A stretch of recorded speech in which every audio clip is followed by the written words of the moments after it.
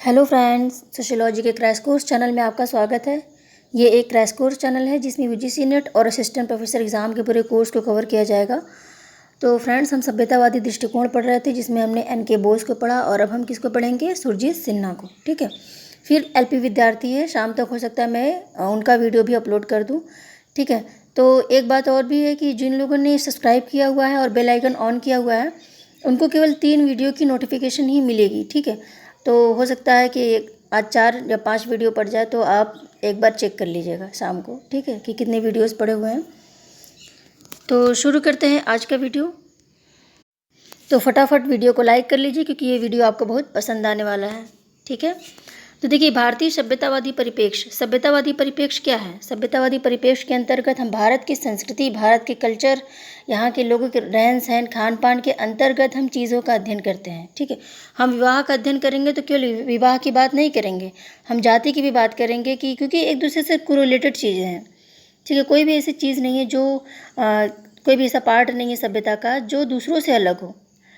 ठीक है। आदान प्रदान होता रहता है। और इन्होंने विशेषकर जनजातियों और जातियों की बात की। ठीक है। जनजातियों को लेकर ये बहुत चिंतित थे और इन्होंने जनजातियों की विशेषकर बात की हुई है। तो जो अंग्रेजी शासन चल रहा था उन लोगों ने क्या किया कि जनजातियों को बिल्कुल उपेक्षित दृष्टि से देखा, उनके विकास के लिए कोई कार्य नहीं किया। ठीक है। क्योंकि वो चाहते थे कि इनको डिवाइड करके रखना है और वैसे ही इतने वो हैं, क्रांतिकारी हैं, तो ये भी अगर आ जाएंगे तो हमको दिक्कत हो जाएगी क्योंकि इनके पास काफ़ी टेक्निक्स थी युद्ध लड़ने की और कार्य करने की। ठीक है। तो अंग्रेज क्या करते थे, उनको बिल्कुल अलग रखते थे और वन नीतियों के द्वारा उनके अधिकार को भी छीन लिया। यानी कुल मिलाकर देखा जाए तो वो उपेक्षित दृष्टि से देखते थे। ठीक है। वो उनका नुकसान चाहते थे, वो फ़ायदा नहीं चाहते थे कि उनका विकास हो। तो यही बात सुरजीत सिन्हा जी ने कही कि जनजातियों को पहले पास में लाइए, तो जनजातियों को एक तो कीजिए, उसके बाद ही हम भारतीय समाज का समग्र अध्ययन कर पाएंगे। क्योंकि यदि एक पक्ष हमारा जो पिछड़ा हुआ है उसको हम नहीं अच्छे से जान पाएंगे, उसको हम नहीं समग्र मूलक क्षेत्र में हम ला पाएंगे, तो वो क्या होगा, हम पूर्ण अध्ययन नहीं कर सकते। हम भारत को यदि जानना चाहते हैं तो हमको जनजातियों को भी जानना पड़ेगा। तो सुरजीत सिन्हा ने कहा कि हमको पहले क्षेत्रों में जाकर आंकड़े इकट्ठे करने होंगे। कोई भी जनजाति गुफा में रह रही हो, जंगल में रह रही हो, पहाड़ पे रह रही हो, कहीं पे भी रह रही हो, हमको वहाँ पे जाकर उनके कल्चर के बारे में जानना होगा, उनके रहन सहन, खान पान, उनकी पूरी जो उनकी व्यवस्था है उसको जानना होगा। ठीक है। और उसको जानने के बाद तब हम भारत का अध्ययन कर पाएंगे। ठीक है। अलग अलग जगहों पे जाकर हम आंकड़े इकट्ठा करेंगे, फिर उन आंकड़ों को एक जगह रखेंगे, तब जाकर हम भारत का पूर्ण अध्ययन करेंगे कि यहाँ पे ये जनजाति ये ऐसी है। ठीक है। तो उन्होंने कहा कि इसको अलग करके मत देखो, ये हमारी ही क्या है, पूर्वज हैं। ठीक है। इन्होंने कहा कि जैसे जानवरों से हमारा विकास हुआ है, जानवरों से धीरे धीरे हम विकसित होते चले गए, तो कुछ लोग ऐसे हुए जो सभ्यता के संपर्क में नहीं आ पाए, वो जंगलों में ही रह गए, पहाड़ों पे ही रह गए। ठीक है। गुफाओं में ही रह गए। तो आपको जान के हैरानी होगी कि बहुत सी ऐसी गुफाएं हैं जो अभी तक पता नहीं चल पाया, अभी उनकी खोज ही नहीं हो पाई है। केवल 5% गुफाओं की खोज हुई है, 95% गुफाएं अभी खोजी नहीं गई, उनको अंदर नहीं गया है। ठीक है। उनके अंदर जाया नहीं गया है। और यहाँ तक कि यूएसए जैसे देश में भी 50% ऐसी गुफाएं हैं जहाँ पे इतना ज़्यादा आधुनिकीकरण है, वहाँ पे भी 50% गुफाएं जो हैं अभी तक पूरी तरह से अछूती है। वहाँ पे न मशीन गई है, ना कोई प्रकार का रिसर्च हो पाया है, कुछ नहीं हो पाया, वो ऐसे ही बंद है। ठीक है। तो ऐसे बहुत सी जगहों पर लोग फंसे होंगे, लोग जनजातियाँ होंगी, उनके रहन सहन, खान पान का तरीका ऐसा होगा कि वहीं पे उनकी आवश्यकताओं की पूर्ति हो जाती होगी, तो वो सभ्यता के संपर्क में नहीं आ पाए। ठीक है। आपने देखा होगा कि बहुत से ऐसे आइलैंड है, वहाँ पे बहुत सी जनजातियाँ रहती हैं और वहाँ पे जैसे ही दूसरे लोग जाने का प्रयास करते हैं, जनजातियाँ उनको क्या करती हैं, मृत्यु के घाट उतार देती हैं। ठीक है। तो उनकी आवश्यकता की पूर्ति वहीं पर हो जा रही है, वो बाहर की दुनिया से कोई संपर्क नहीं रख रहे हैं। ठीक है। तो ऐसे ही लोगों को जानने की ज़रूरत है। सुरजीत सिन्हा ने कहा कि जनजातियों को हमको अलग नहीं करना है कि ये पहाड़ पे है, झरने पे है, या फिर इनको ये तो गुफाओं में है, इनको छोड़ दो, हम अपने कल्चर का अध्ययन करें। जब तक हम उनके बारे में जानेंगे नहीं, उनको साथ में रखकर जब हम अध्ययन करेंगे, तभी भारतीय सभ्यता का पूर्ण अध्ययन कंप्लीट होगा। ठीक है। क्योंकि वो भी भारत का अंग है, तो उनके कल्चर को भी जानना ज़रूरी है। ठीक है। उन्होंने कहा कि जो भारत की संस्कृति है इसमें शुरू से ही जनजातियों को उपेक्षित कर दिया गया है और जनजातियों के किसी भी संस्कृति का लिखित दस्तावेज है नहीं। उनके जो रीति रिवाज हैं, परंपराएं हैं, वो मौखिक दृष्टि से एक पीढ़ी से दूसरी पीढ़ी को हस्तांतरित होती रहती हैं। ठीक है। तो कुल मिलाकर देखा जाए तो उनका जो कल्चर है उस पे ध्यान देने की ज़रूरत है, उस पे ज़्यादा से ज़्यादा रिसर्च करने की ज़रूरत है और उनको सभ्यता के संपर्क में लाने की ज़रूरत है। ठीक है, यही बात उन्होंने कहा कि जनजातियों पर विशेष ध्यान देने की ज़रूरत है। ठीक है, तो यही बात उन्होंने कहा। देखिए, सुरजीत सिन्हा मानते हैं कि जनजातियों का विश्लेषण विस्तृत भारतीय समाज और सभ्यता के संदर्भ में करना चाहिए। तो ये बातें मैंने आपको जो अभी बताई हैं। ठीक है, देखिए फ्रेंड्स, मैं इसको अच्छे से डिटेल में इसलिए लिखती हूँ ताकि जब भी मैं आपको नोट्स प्रोवाइड करूँ तो आपको केवल नोट्स पढ़ना पड़े, बिल्कुल आपको कुछ और समझने की, सोचने की ज़रूरत ना पड़े कि हमको ये आ रहा है कि नहीं आ रहा है। ठीक है, तो इसलिए मैं इसको बहुत ही डिटेल में अच्छे से कोटेशंस के साथ और उदाहरण के साथ लिख देती हूँ। फिर देखिए, इन्होंने बताया कि जो सब मौखिक सभ्यता है, लोकरीतियाँ, कविताएँ, किस्से जो है, ये मौखिक दृष्टि से एक पीढ़ी से दूसरी पीढ़ी पे हस्तांतरित होती है। इनका कोई लिखित दस्तावेज नहीं है। तो ये क्या होती है, ये जो मुख्य सभ्यता है उससे मैच नहीं होता। इनका जो कल्चर है वो मुख्य सभ्यता से मैच नहीं होता और ये कारण भी इनके पिछड़ेपन का है, क्योंकि वो लोग सहज नहीं हो पाते ऐसे कल्चर से जो इनके बिल्कुल विपरीत है। ठीक है, और इसके अलावा सुरजीत सिन्हा ने ये भी कहा है कि जो कृषक समाज है वो जनजातीय समाज से बिल्कुल अलग है। ठीक है, देखते हैं कैसे अलग है। देखिए, उन्होंने यही कहा कि हम क्या करेंगे, जगह जगह जाकर आंकड़े इकट्ठे करेंगे। जनजातियां कहीं पे भी रह रही हो, कितने भी दुर्लभ स्थानों पर रह रही हो, उनके संबंध में हम अध्ययन करेंगे, आंकड़े इकट्ठे करेंगे। फिर उन सभी आंकड़ों को, उन सभी अध्ययन को एक जगह रख कर तब हम भारत का अध्ययन करेंगे। तो ये राष्ट्रीयता की भावना से भरपूर और पूर्ण अध्ययन होगा समाज का। ठीक है, तब ये भारत का पूर्ण अध्ययन होगा। ये इंपॉर्टेंट कोटेशन के रूप में भी ऐसे आ सकता है, तो याद रखिएगा। उन्होंने यही बात कहा कि जब हम जा के आंकड़े इकट्ठे करेंगे सभी प्रकार की जनजातियों के लिए और फिर उनको एक साथ रखेंगे। ठीक है, रखने के बाद तब हम जब उसको समग्रता के साथ अध्ययन करेंगे तो ये राष्ट्रीय भावना से भरपूर अध्ययन होगा, यही मेन अध्ययन होगा। ठीक है, इन्होंने देखिए सभ्यतावादी दृष्टिकोण के अंतर्गत 3 पक्ष बताए हैं। पहला कि जाति और जनजाति समुदाय की सामाजिक सांस्कृतिक व्यवस्था संबंधी जो गुण हैं वो हिंदू कृषक समाज से अलग है। तो मैंने आपको बताया कि जो जनजातियां हैं वो हिंदू कृषक समाज से उनका जो कल्चर है वो बिल्कुल अलग है। देख लेते हैं क्या क्या चेंज है दोनों में। पहला तो देखिए, जो अधिकतर जनजाति समुदाय होता है वो पर्वतों में होते हैं, घने जंगलों में होते हैं और ऐसे दुर्लभ स्थानों पे होते हैं जहाँ पे मानव का जाना संभव नहीं होता, बहुत मुश्किल वाला स्थान होता है। यही कारण है कि वो लोग अछूते हैं, अभी तक मानव की सभ्यता के संपर्क में नहीं आ पाए। ठीक है, और हिंदू समाज क्या है, काश्तकार ऐसे जगहों पर रहते हैं जहाँ पे मैदान हो, नदियों के नज़दीक हो ताकि सिंचाई हो सके। ठीक है, तो एक तो ये अंतर हो गया। फिर है जनजातीय अर्थव्यवस्था में सिर्फ दैनिक भोजन की ज़रूरत पर ध्यान दिया जाता है कि आज हम क्या खाएंगे, हम उसको इकट्ठा करें। ठीक है, जबकि जो काश्तकार होते हैं वो इकट्ठा करते हैं चीज़ें। ठीक है, और वो भोजन को ऐसे उत्पादन करते हैं कि 1 वर्ष खा सके या फिर लंबे समय तक उसको वो यूज़ कर सके। ठीक है, इसके अलावा जनजातीय अर्थव्यवस्था में बाजार नहीं होते और कृषक अर्थव्यवस्था में बाजार होते हैं। ठीक है, सामाजिक ढांचा बिल्कुल अलग होता है। अब जैसे जाति व्यवस्था होती है वो अंतर्विवाही होती है और जनजाति व्यवस्था क्या होती है, वो टोटम पर आधारित होती है, प्रतीक चिन्ह पर आधारित होती है और प्रतीक चिन्हों में से और भी चिन्ह निकलते चले जाते हैं। तो जो व्यक्ति एक प्रतीक चिन्ह से निकला, कुछ पीढ़ियों के बाद वो दूसरी प्रजाति ही घोषित हो जाता है।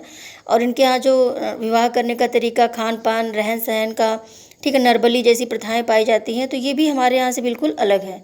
ठीक है, इसके अलावा उनके यहाँ जो सामाजिक व्यवस्था होती है उसमें जो पोस्ट होती है, जो पद होता है समाज का, वो इम्पोर्टेंट पद जो होता है वो केवल वैद्य का होता है और पुजारी का होता है। ठीक है, बाकी लोग सामान्य माने जाते हैं, उनको कोई इम्पोर्टेंट पोस्ट नहीं मिलती। और हमारे यहाँ क्या है, हमारे यहाँ बहुत से पोस्ट हैं।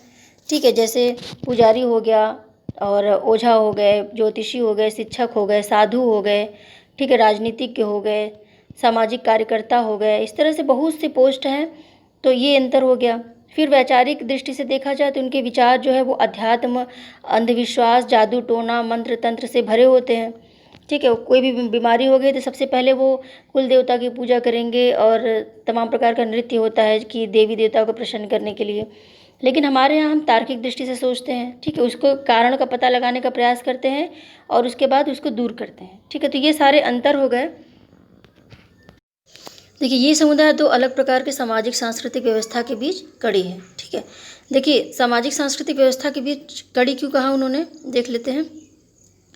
देखिए, हिंदू धर्म, सुरजीत सिन्हा का मानना है कि जो भारतीय समाज है ये 2 प्रकार के कल्चर से बना है, साधारण कल्चर, सिंपल कल्चर और कॉम्प्लेक्स, जटिल कल्चर। ठीक है, जटिल सभ्यता जो है तो इसमें क्या है, जटिल सभ्यता में आधुनिकता वाली जो सभ्यता होती है, जैसे विवाह होता है तो उसमें कितने कितने जटिल चीज़ें होती हैं, ठीक है, हिंदू धर्म हो गया। और जो साधारण की बात उन्होंने की वो जनजातियों के बारे में की है, जो कृषक समाज में उसकी बात की है। तो साधारण और जटिल ये दो रूप होते हैं भारतीय समाज के, साधारण हो गया और जटिल, इनसे मिलकर क्या बना है इंडियन कल्चर, ठीक है। तो इन्होंने कहा कि इन दोनों में संवाद होता है, ठीक है, इन दोनों में संवाद होता है। जो साधारण कल्चर है वो जटिल कल्चर से संवाद करता है, जटिल जो है वो साधारण कल्चर से संवाद करता है। तो यही बात उन्होंने कहा है कि दोनों एक दूसरे से लेते ही देते हैं कुछ न कुछ, उनसे अंदर लेन देन होता है, आदान प्रदान होता है। जनजातियों के कल्चर से प्रभावित होते हैं हिंदू धर्म के लोग, और हिंदू जो होते हैं वो प्रभावित होते हैं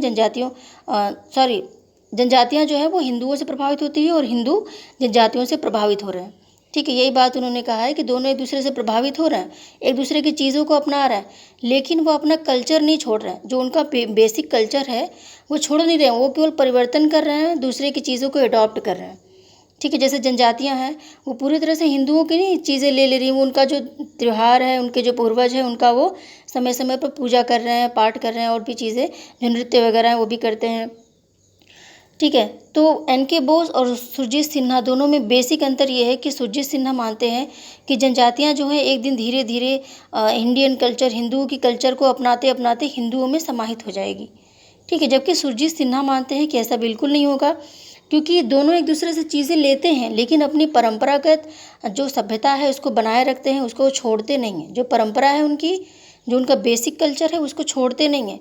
इसीलिए ये एक दूसरे में समाहित कभी नहीं होंगे, एक दूसरे से प्रभावित होंगे और एक दूसरे से संवाद करते रहेंगे, ठीक है। संवाद का मतलब क्या, एक दूसरे से चीज़ों का आदान प्रदान करना, ठीक है। बहुत से हिंदू हैं जो जनजातियों की चीज़ों से बहुत प्रभावित होते हैं। जैसे जनजातियाँ हैं वो कोई विशेष प्रकार की चटाई बनाने में फ़ेमस है, या फिर कुछ और उनके यहाँ बनाने में बहुत फेमस है, तो उनके चीज़ों को लोग अडॉप्ट कर रहे हैं ना। आपने देखा ही होगा कि जनजातियाँ जो हैं, यदि कोई जनजाति है बहुत अच्छा वस्त्र बनाती है, बहुत ही अलग प्रकार का, तो वो वस्त्र जो है बहुत ज़्यादा डिमांड हो जाती है। उसी तरह से कोई जनजाति है जो चटाई बहुत सुंदर बनाती है, ठीक है, पत्तों से उसको खूब सुंदर सा फूल बनाकर, तो वो बहुत फेमस हो जाती है, लोग उसको अडॉप्ट कर लेते हैं, उनके कल्चर को सीखने के लिए लोग जा रहे हैं, ठीक है, कि आप कैसे बनाते हैं हमको बताइए। अभी रिसर्च में निकला था कि एक जनजाति का पता चला है जो ऐसे लोहे को बनाती है जिसमें कभी जंग नहीं लगती, ठीक है। महाराणा प्रताप की जो मूर्ति पे लोहा लगा हुआ है, जो उनके भाले पे जिस पे कभी जंग नहीं लगी, वो उसी लोहे से बनी हुई है, ठीक है। तो उस पर वहाँ पे तमाम वैज्ञानिक पहुँच गए कि हमको सिखाइए कैसे बना है, तमाम फैक्ट्री के जो मालिक है वो पहुँच गए, ठीक है। तो उनकी चीज़ों को हम सीख रहे हैं, यदि कोई यूनिक चीज़ वो जानते हैं तो हम उनसे सीख रहे हैं, और हमारी चीज़ों को भी वो सीख रहे हैं। वो आ रहे हैं वो नगरों में रहने के लिए, और यहाँ की सभ्यता, यहाँ के कल्चर को सीख रहे हैं, और बिल्कुल यहीं की तरह वो दिख रहे हैं, लेकिन वो अपनी सभ्यता को बनाए रखते हैं, सभ्यता को बचाए रखते हैं, ऐसा नहीं कि पूरा विलीन हो जाए। तो यही बेसिक अंतर है। एन.के. बोस ने कहा कि धीरे धीरे जनजातियाँ जो हैं वो हिंदू सभ्यता में मिलते मिलते बिल्कुल अपना अस्तित्व खो देंगी, जबकि सुरजीत सिन्हा मानते हैं कि ऐसा नहीं होगा, वो अपना अस्तित्व नहीं खोएगी, बल्कि वो इंडियन हिंदू धर्म से प्रभावित होगी, अपने अंदर परिवर्तन लाएगी, लेकिन अपना जो बेसिक कल्चर है, जो उनका मौलिक जो कल्चर है उसको छोड़ेंगे नहीं, ठीक है। फिर देखिए नेक्स्ट क्या है, केंद्रीय, इसका एक उदाहरण यदि हम देखें तो जो दोनों के बीच में संवाद हो रहा है, जनजाति समाज और हिंदुओं का जो जटिल समाज है वो, और इनके संवाद के बीच की जो कड़ी है वो कृषक समाज है, ठीक है। दोनों के मेल से जो बना है वो कृषक समाज है। तो एक झाऊ नृत्य होता है, झाऊ नृत्य होता है, वो जनजातियों का नृत्य होता है, लेकिन उस नृत्य के पहले गणेश जी की पूजा होती है, गणेश जी का गाना गाया जाता है, ठीक है, उनका भजन किया जाता है। तो ये जब वो आधुनिक सभ्यता के संपर्क में आए तब ये उन्होंने शुरू किया, ठीक है। उनके यहाँ गणेश जी की पूजा तो होती नहीं थी, गणेश जी को जानते ही नहीं थे, लेकिन अब उस नृत्य के पहले गणेश जी की आरती, गणेश जी की पूजा होती है, ठीक है। इसी तरह से और भी प्रकार के जो वहाँ पे पूजा पाठ पद्धतियाँ हैं अब धीरे धीरे चेंज होती चली जा रही हैं। केंद्रीय और दक्षिणी भारत में जनजाति समुदाय में रूपांतरण की प्रक्रिया सामने आई है कि जनजाति समुदाय जो है वो हिंदू कृषक समाज के नज़दीक आती जा रही हैं और इसमें प्रभावित होकर समाहित होती चली जा रही हैं, ठीक है। बहुत सी जनजातियाँ हैं जहाँ पे जाति प्रथा शुरू हो गई है, मारवीज जनजाति है और भी जनजातियाँ हैं, वहाँ पे जाति प्रथा शुरू हो गई है।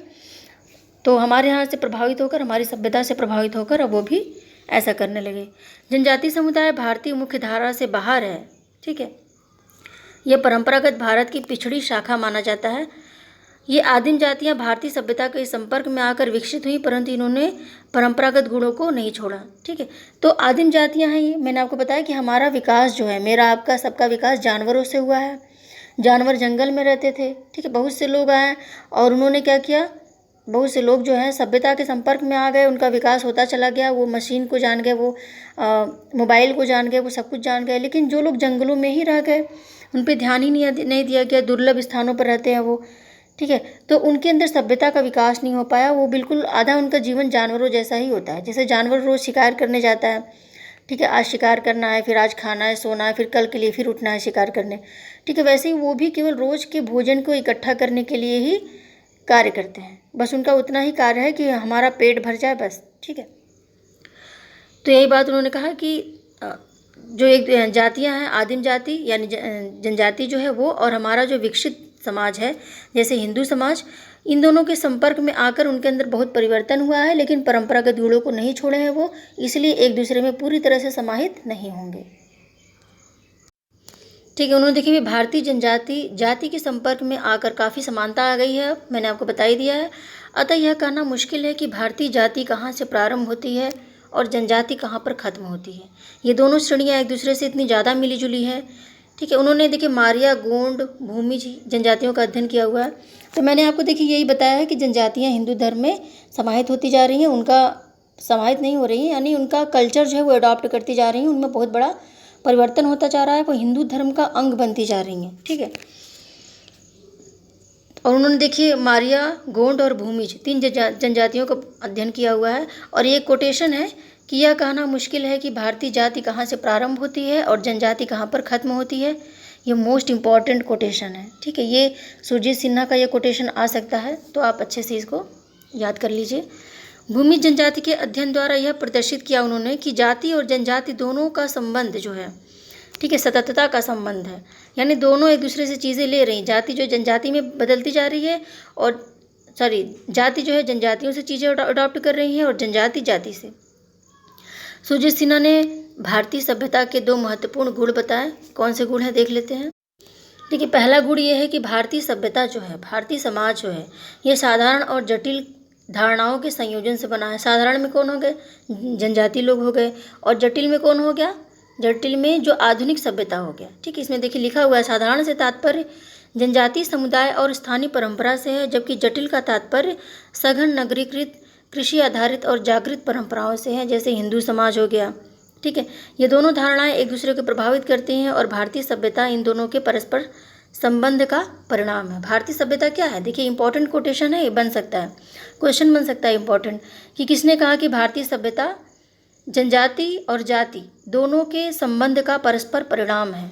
तो ये सुरजीत सिन्हा, ठीक है। इनके देखिए बात करने का बेसिक जो डिफरेंस, बेसिक जो तरीका है वो ये है कि जनजातियाँ जातियों से चीज़ें अडॉप्ट कर रही हैं और जाति जनजाति से चीज़ें अडॉप्ट कर रही हैं, यानी जाति जनजाति सततता है, ठीक है। दोनों एक दूसरे में सातत्य है दोनों में, और यही इंडियन कल्चर है, ठीक है। दोनों एक दूसरे से चीज़ें ले रहे हैं, और इससे जो बन रहा है, जो समग्रता बन रही है, वही इंडियन कल्चर है, ठीक है। तो दूसरा क्या है, दूसरा ये है कि दोनों एक दूसरे से चीज़ें ले रहे हैं, और पहला ये था कि जटिल और साधारण 2 रूपों के बीच में क्या होता है, आदान प्रदान होता है, ठीक है। अब देखिए इनके बीच में अंतर देख लीजिए, बोस और सुरजीत सिन्हा, ये बहुत ही कॉम्प्लिकेटेड होता है, बच्चे अंतर नहीं कर पाते, क्योंकि इन्होंने जनजाति सातत्य की बात की है और बोस ने भी की है, ठीक है।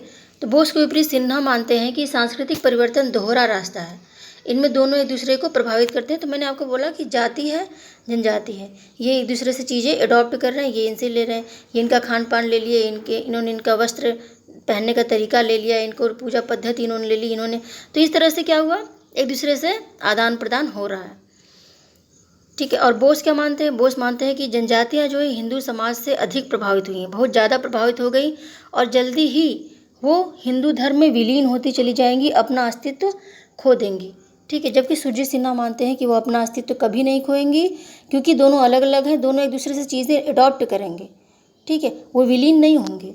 ये मोस्ट इम्पॉर्टेंट है। जबकि हिंदू समाज जनजातीय समाज से अधिक प्रभावित नहीं है। सिन्हा दोनों को एक दूसरे से संबंधित मानते हैं। तो मैंने आपको यही बात बताई है। अब देखिए, इसमें बहुत ही गूढ़ चीज़ें छिपी हुई हैं और एग्ज़ाम में यही चीज़ें आती हैं। ठीक है, तो देख लीजिए, ध्यान से देख लीजिए। सुरजीत सिन्हा ने उद्विकासी परिवर्तन के परिप्रेक्ष्य का प्रयोग किया। तो मोस्ट इम्पॉर्टेंट, ठीक है, इस पूरे लेसन का सबसे मोस्ट इम्पॉर्टेंट ये 2 लाइनें हैं कि सुरजीत सिन्हा ने उद्विकासी परिवर्तन की बात की। तो अक्सर आ जाता है कि उद्विकास की बात किसने की, 4 लोग आ जाएंगे और उसमें से एक भी ऐसे नहीं होंगे, स्पेंसर वगैरह नहीं होंगे। ठीक है, सुरजीत सिन्हा आ जाएंगे, राधा कमल मुखर्जी आ जाएंगे, ठीक है, कोई और आ गए 2-3। तो सुरजीत सिन्हा क्या किए, इन्होंने उद्विकास की बात की। मोस्ट इम्पॉर्टेंट है, दिमाग में बिल्कुल रखिएगा, नोट कर लीजिए कि सुरजीत सिन्हा ने उद्विकासीय परिवर्तन की बात की, क्योंकि उन्होंने आदिवासी सांस्कृतिक स्तर से जो रेखीय विकास हुआ है हमारा, उसकी बात की उन्होंने कि जो जनजातियां हैं वो अपने से उच्च लोगों के जब संपर्क में आए, धीरे धीरे प्रभावित होते होते क्या हुआ, ठीक है, जैसे मान लीजिए जनजातियां हैं तो एक डायरेक्ट ये आधुनिक नगरों में नहीं रहने लगेंगे ना, बीच में कृषक आएंगे, कृषक क्या और भी जो पिछड़े हुए हैं उनसे वो आएंगे, फिर उनसे थोड़ा सा उच्च आएंगे, फिर थोड़ा सा और उच्च लोग आएंगे, फिर कस्बाई लोग आ जाएंगे, फिर नगरी लोग आएंगे, फिर महानगरी लोग आएंगे। ठीक है, धीरे धीरे एक दूसरे से प्रभावित होते वो चले जाएंगे, वो डायरेक्ट महानगरों में नहीं जाएंगे। ठीक है, तो उन्होंने रेखीय विकास की बात की है कि जनजातियां धीरे धीरे जंगली स्तर से किस तरह से सभ्यता की ओर बढ़ी हैं। तो मोस्ट इम्पॉर्टेंट है, मैंने आपको बता ही दिया है। और इन्होंने रॉबर्ट रेडफील्ड की कृषक नगरी सभ्यता की बात जो रॉबर्ट रेडफील्ड ने कही थी, उसी को अपनाते हुए इन्होंने हिंदू भूमि सातत्य की बात की कि भूमिज जनजाति जो है वो हिंदुओं में कन्वर्ट होती जा रही है, यानी हिंदुओं के धर्म को वो अपनाते जा रहे हैं और काफ़ी चीज़ें हिंदुओं से उन्होंने अडॉप्ट किया है। ठीक है, तो किससे लिया था उन्होंने सातत्य की अवधारणा, रॉबर्ट रेडफील्ड। मोस्ट इंपॉर्टेंट बन रहा है ये, क्योंकि देखिए सुरजीत सिन्हा ने हिंदू भूमिज सातत्य, ठीक है, जनजाति जाति सातत्य, ठीक है, जनजाति कृषक सातत्य, इस प्रकार के सातत्य की बात की। और सातत्य का मतलब क्या है, सातत्य का मतलब है कि दोनों एक दूसरे से चीज़ें अडॉप्ट करते हैं। ठीक है, यदि भूमिज और हिंदू सातत्य की बात की तो ऐसा नहीं कि केवल भूमिज जनजाति ने हिंदुओं के चीज़ों को ग्रहण किया है, हिंदुओं ने भी उनके काफ़ी चीज़ों से उन्होंने अडॉप्ट किया हुआ है, काफ़ी चीज़ों से प्रभावित हुए हैं वो। ठीक है, और उन्होंने कहा कि भारतीय समाज एक बंद समाज है। यह एक कोटेशन बन सकता है कि भारतीय समाज को बंद समाज किसने माना, 4 लोग हो गए। तो माना देखिए बहुत से लोगों ने है, लेकिन किसका कथन नहीं है ये भी आ सकता है। तो याद रखिएगा, सुरजीत सिन्हा ने भारतीय समाज को बंद समाज माना है, खुला समाज नहीं माना है।